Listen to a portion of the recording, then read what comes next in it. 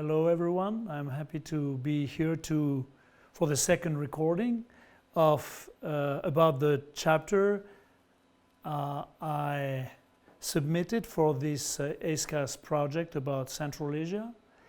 And in this second recording, I'll try to comment some of the other keywords that I put to illustrate, or that I have chosen to illustrate the entire scope of the very large topic of my chapter.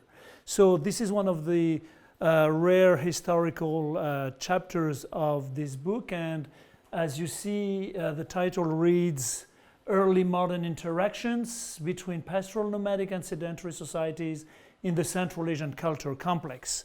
So as you see, it's a very large topic, really large topic, and of course it's tremendously difficult to find a way of summarizing and presenting what I thought were the main aspects to be put forward for this.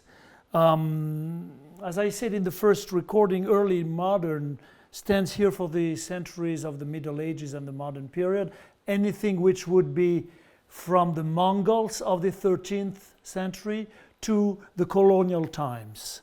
And Central Asian Culture Complex is one of the possible expressions to try to, present the mixture, I would say, it's not very elegant, I'm sorry, of cultural, political, even maybe psychological, but also economic specificities of the Central Asian area. So here today, not today, but for this second recording, I will comment more on the terms acculturation and circulation. So let me get into this. I'm sorry if I don't have okay. So acculturation and circulation. Then we will have a few words about periodization as K, a few words about cultural anthropology, a little bit more than that, and a few words about what I call the culture of self. I will comment that, and a conclusion which tries to be effectively a conclusion, which is always very difficult, of course. It's good to get back to the map anyway, and to see the different subregions I have chosen to put forward as the components of the Central Asian area as I defined it, which is a body of land encompassing the 5 ex-Soviet Central Asian republics, plus Xinjiang, plus northern Afghanistan.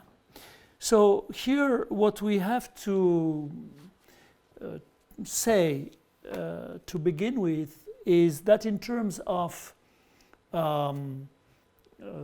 nomadic sedentary interactions, obviously 3 regions out of the 5 subregions, 3 subregions out of the 5 subregions from A to E are particularly rich, have a particularly rich history of interactions, because they are, geographically speaking, the 3 only, well, it's majority out of 5, but the 3 regions or 3 subregions where you can have the geography of which, not only let's say the geography of which could sustain both nomadic life and sedentary life. So these 3 regions are Transoxiana, here in D, here in C, Khorasan and northern Afghanistan, and the south of E, which is Alt-e-Shakhr.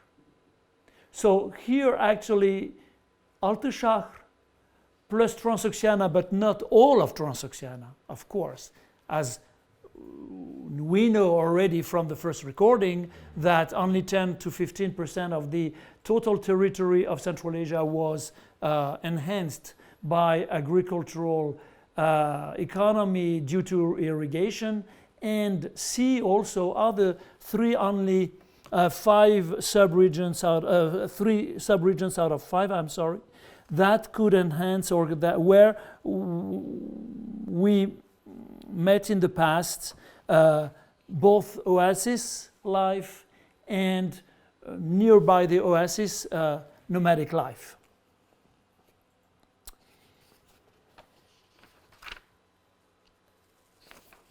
In the dominant common knowledge or conventional wisdom that was dominant precisely in European mentalities, and I would say in world academic mentalities, at least up until the middle of the 20th century, the relationships between nomadic and sedentary societies, not only in Central Asia, by the way, but particularly in Central Asia, tended to be portrayed through the notion of plunder, domination, conquest, and wars. Obviously there were conflicts and wars between nomadic societies, organized groups, and sedentary organized groups and dynasties. But these ways of thinking, the overall relationships between the two poles, as we called them in the chapter, the nomadic pole and the sedentary pole, so the two poles of the Central Asian history and of the Central Asian societies, of course, this way of thinking is fortunately completely outdated today. Therefore, the notion of interaction is much better, much more fruitful, and it opens a very large window to a field to think about and to a field to work on. However, it is a very large, yet rich, but very large notion, this notion of interaction. And actually, to my mind, it stands here as the upper part of an iceberg. The main part of this iceberg could only be explained and understood through the cousin notion of acculturation. Why so? Because the concept of interaction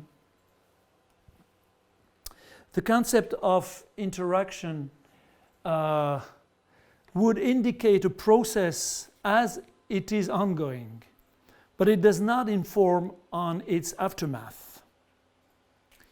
Acculturation, on the contrary, makes it clear that intense contacts transformed all the groups involved in the process of interaction. And I treated here, for this second presentation, acculturation and circulation together as the two faces of one process. Okay, I gave number 1 and number 2, but it's a little bit artificial, I guess, and I treat them together. Without the notion of acculturation, we could not explain what were the results of the historical and cultural processes of interaction in Central Asia. Among these results, for example, let's just think and take the pastoral nomads of one period as the sources say to us. And we know that some other sources, a few decades later or a few centuries later, would say that these previously pastoral nomads, or some portions of their societies, became village and even town dwellers several generations later, for example. Let's take the Uzbeks.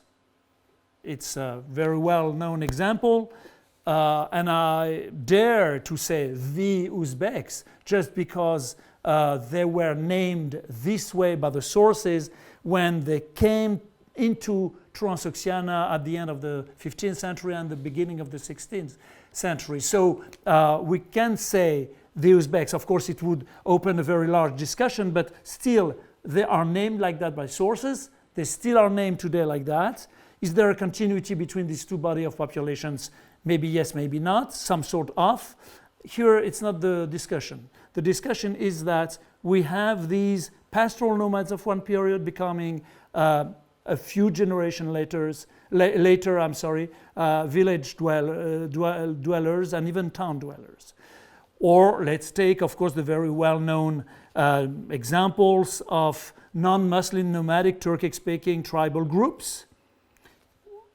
And we see them again some time later giving birth to ruling dynasties, settled in cities, and being very pious defenders of a strict observance of Islam, etc., etc. So to speak, the Central Asian complex, cultural complex, comes from mutual and multifaceted processes of acculturation between groups whose status and cultural identity evolved over time. So this is why I link this process of acculturation with the idea of circulation, circulation of people, circulation of models, circulation of ideas. And this is why I put together in this presentation. One very important reason why acculturation have to be stressed as a notion is that this is through this notion that we can reach, I would say, the portrait of the specificity of Central Asia, the unique Central Asian cultures, the unique Central Asian area, how to grasp them or it. They are Turkic speaking, mostly. They are Persian Tajik speaking. They are Sunni Muslim, but so many other cultures around are also, can be defined this way. So what would be Central Asian in the fact to be an Uzbek speaker or a Kazakh speaker of nomadic origin and being a Sunni Muslim. So one of the tools to reach this specificity, if this is not too, if it's a reachable goal to portray Central Asia and to define it historically speaking, and not just because there are today 5 independent countries coming from the Kremlin part of the Soviet Union. So if this is a reachable goal, I think that the idea of acculturation is the tool to really portray the specificity of this area. Nothing about talking about acculturation, nothing better illustrates the result of the countless phenomena of acculturations and circulations that went on in many spheres of life and during the Central Asian history, than this custom of the 18th and 19th century Khivan Khans, so the Khans of Khiva, of the city of Khiva in Khwarezm, who received external envoys in a yurt placed in a yard inside the royal palace walls in the city of Khiva, their capital city. The merging of different traditions was here demonstrated in the clearest manner, the palace being the symbol of the sedentarity, of the sedentary administration and rule, and the yurt being the felt tent of the nomads since centuries. So there are many illustrations, there are gravures about that, so it's one of the things we know for sure about the quite recent past until the first decades of the 19th century in Khiva. The notion of acculturation, though, does not contradict, and I think it's very important to keep that in mind, the idea of local continuities. And it is important also when one has the goal to try to portray Central Asia, also to grasp on the idea of continuity, not only of total and continual change, which is not really possible, and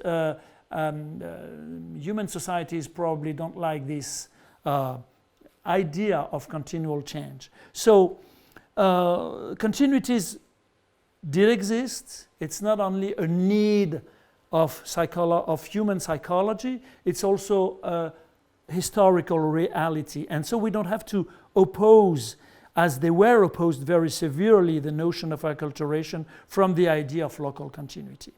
One example, the Turkic languages of Central Asia have more than 50 to, well, I didn't count really. By the way, there is a kind of a statistics in one of the articles of the Encyclopedia of Iranica, precisely about Uzbek language, where I read precisely.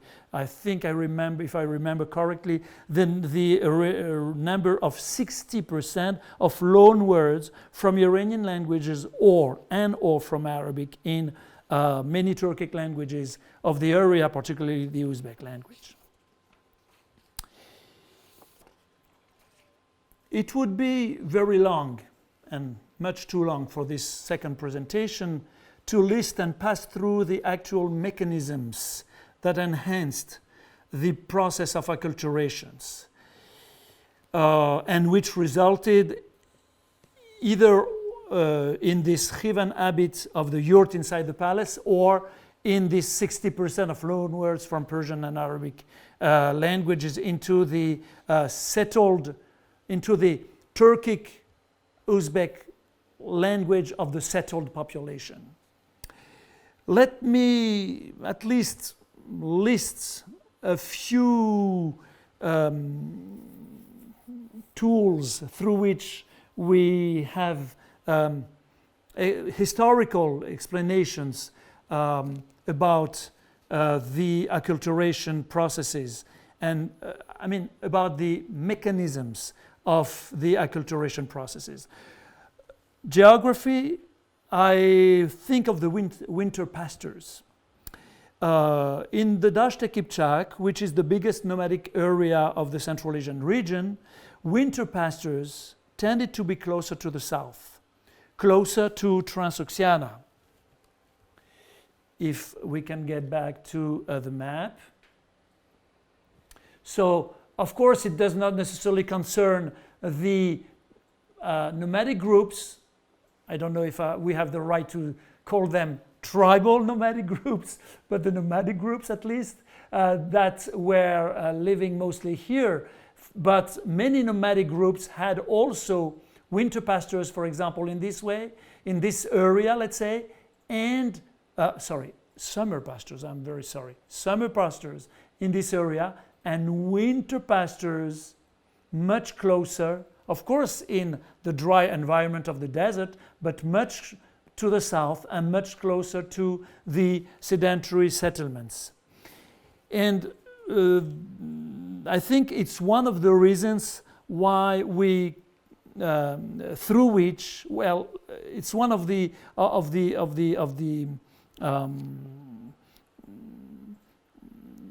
mechanisms that we can see which enhanced these processes of acculturation. Commerce, of course, is very important too, and the nomadic sedentary economic interactions were very active and involved a large inventory of goods. Sedentary settlers would not only sell grain, flour, fabrics, fruits and crafted goods that they produced to nomads, but also goods that they acquired through inter-regional or international trade. At the other end, nomads would sell horses, weapons, ironworks, furs, skins that would, or what we would call now logistic services, like for example, caravan escorts, since all this trade, interregional or international, was made due to and by caravans. And I'd like also to say a word on political culture, dynastic culture. It is tremendously important to my mind to stress that the very rich political history of the region did not reflect, nor depended on the natural limits between nomadism and sedentarity. All states formation of Central Asia controlled both sedentary and nomadic areas, which is enough to suggest how important and permanent the contacts between those two poles of the Central Asian cultural complex were. There were no city-states in the region. So in the map we can just imagine, we could just imagine, like in ancient Greece, we would have just the city-states of Bukhara, or the city-states of Samarkand, or the city-state of Kashgar here. But in Central Asia, these capital cities are really capital cities of territories, that the size of which, of course, have changed throughout times. This is not the problem, but we don't have this, I would say, complete isolation of a capital city, which would be also a city-state, and the rest of the region.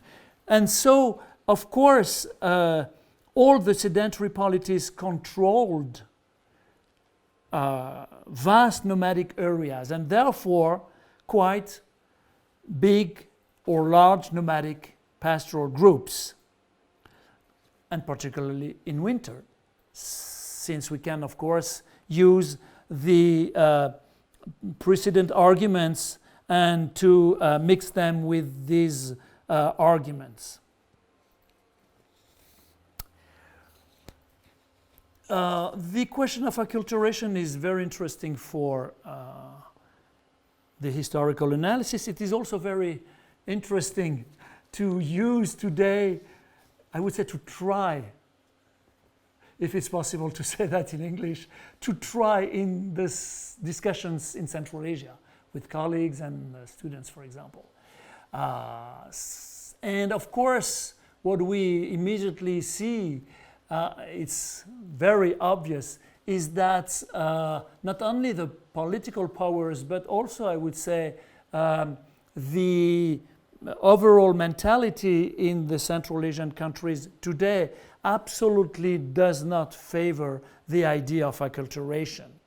This is an idea which is totally stranger to them, and they would naturally think of direct and linear continuity between their ancestors and themselves, the past and the present. And this idea that nomads of one generation could be, well, not them, but at least a few generations later, could be the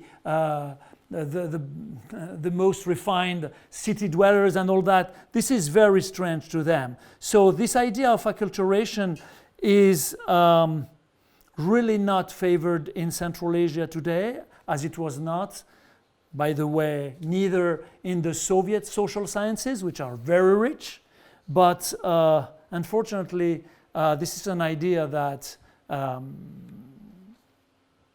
is not popular. Although it's a major tool to understand the past of the region, as I said, and as I think it is the case. So I'd like to jump to our point 3, which is periodization as K.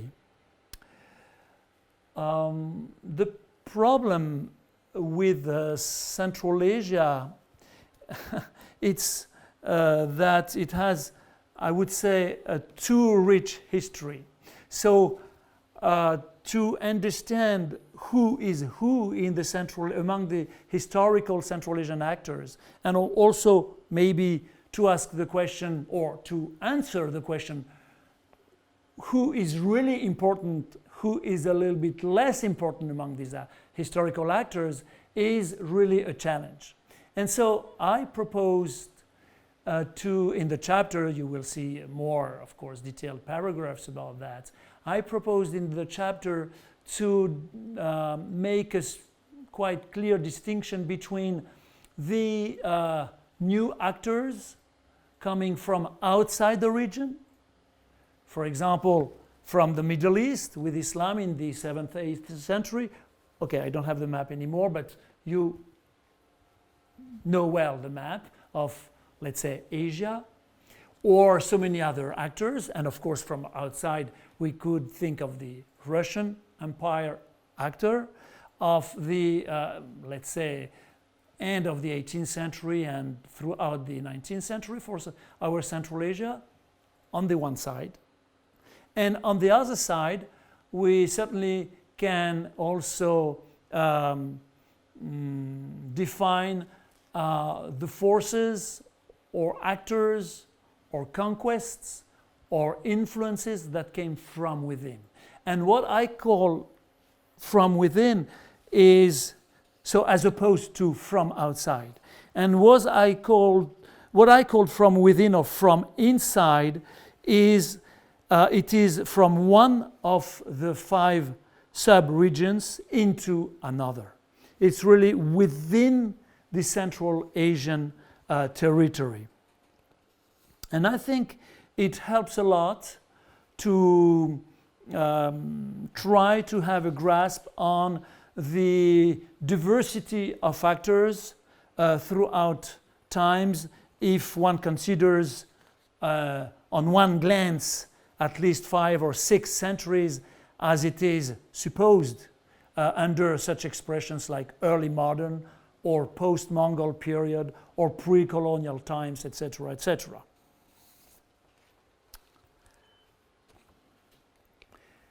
Let's jump now to the 4th section of this presentation. I think, although I am a historian myself, I'm not a social or neither a cultural anthropologist, but I think we owe a lot to cultural anthropology in Central Asian studies, particularly because due to them, due to the fieldworks and recent publications, we much better know pastoral nomadism than a few decades ago as a type of economy, as a type of way of life.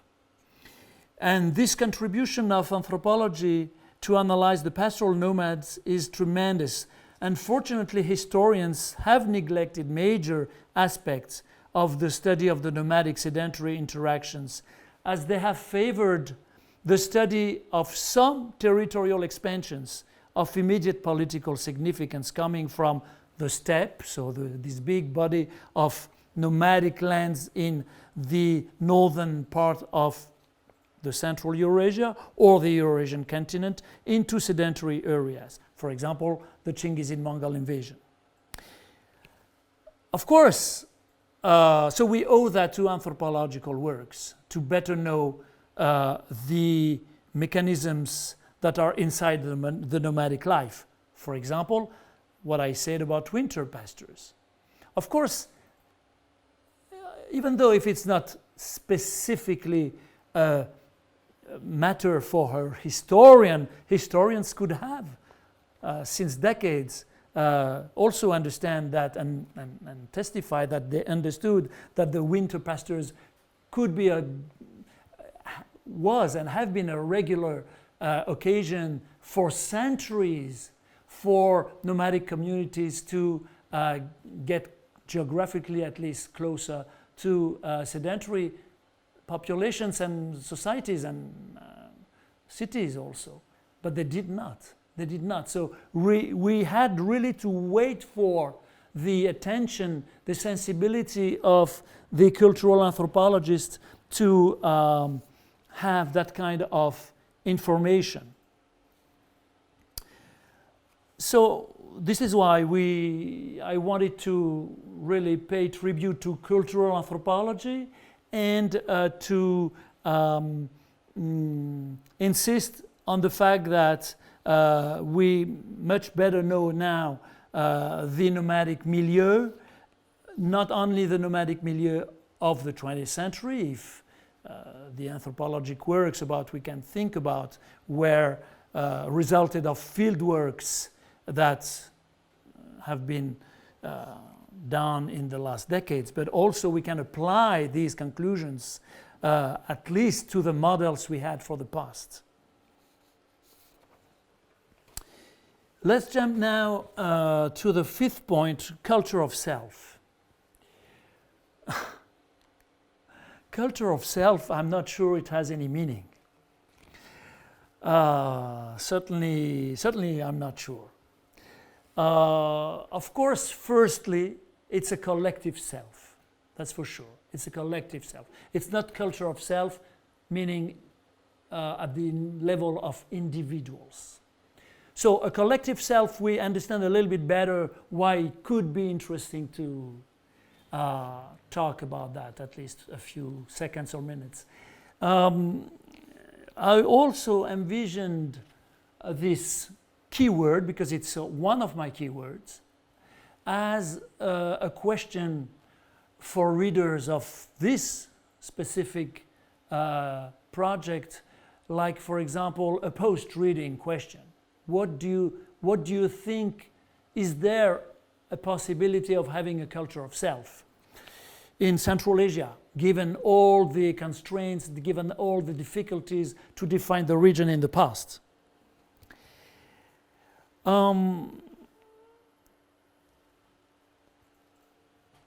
The interactions between pastoral, nomadic, and sedentary societies form the foundation of the Central Asian culture complex until the end of the traditional ways of life in the region, which date back only to the first decades of the 20th century with the Soviet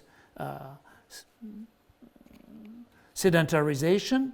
These interactions structured not only the economy but also the cultural life, as we saw, as well as the various native representations of identity, of collective identity. So this collective self, which I call precisely the representations of self in this chapter.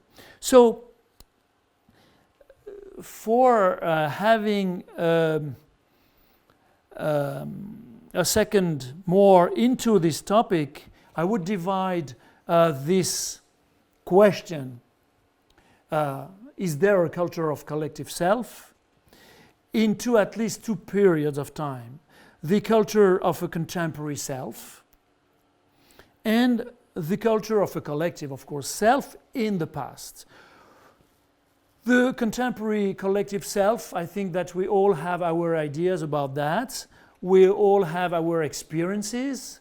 It could depend on many factors, but if we don't take as examples countries where there is a civil war, like unfortunately in Afghanistan, we could reasonably reach to the conclusion that yes, probably there is a culture of a collective self, particularly because we are in authoritarian regimes where the entire school system and the entire university system, also the press and all that, speaks one language. This is, for example, this idea of acculturation is totally absent from this language, for example. As for a culture of self in the past, I think that we certainly would have to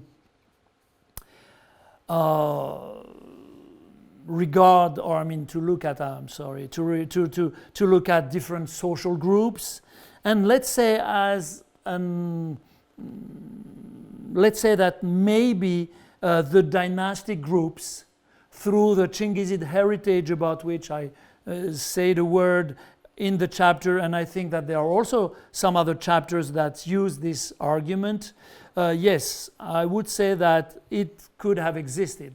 I liked also this keyword to not only as a possible question for a post-reading assignments, let's say, in this project, but also to make sure that we are clear about the fact that we work with hypotheses.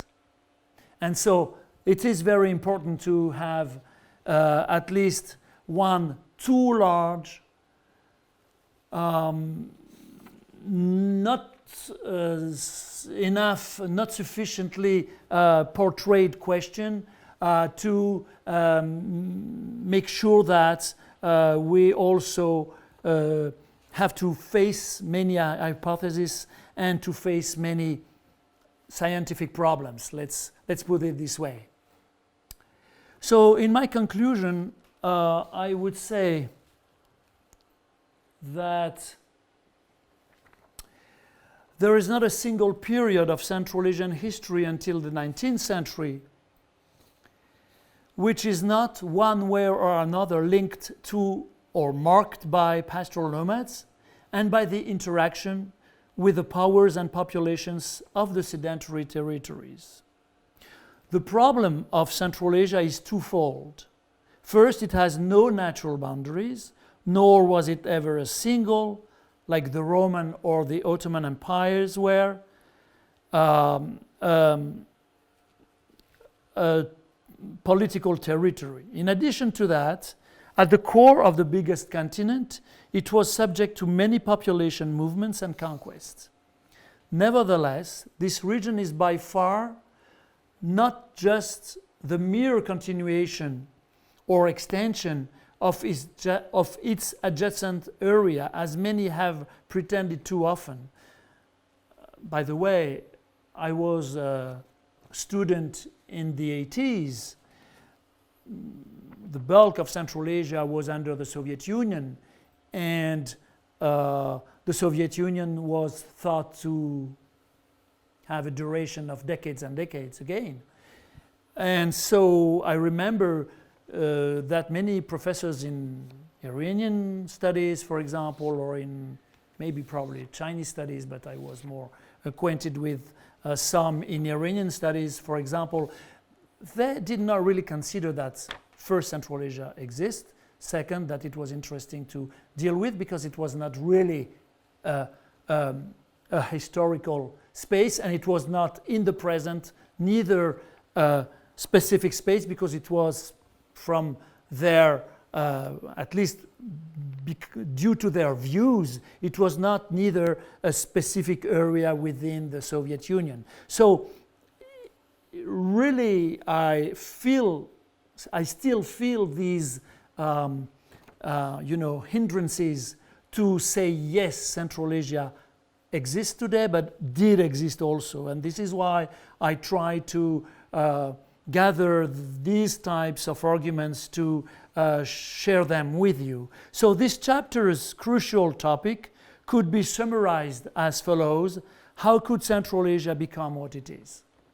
Thank you very much.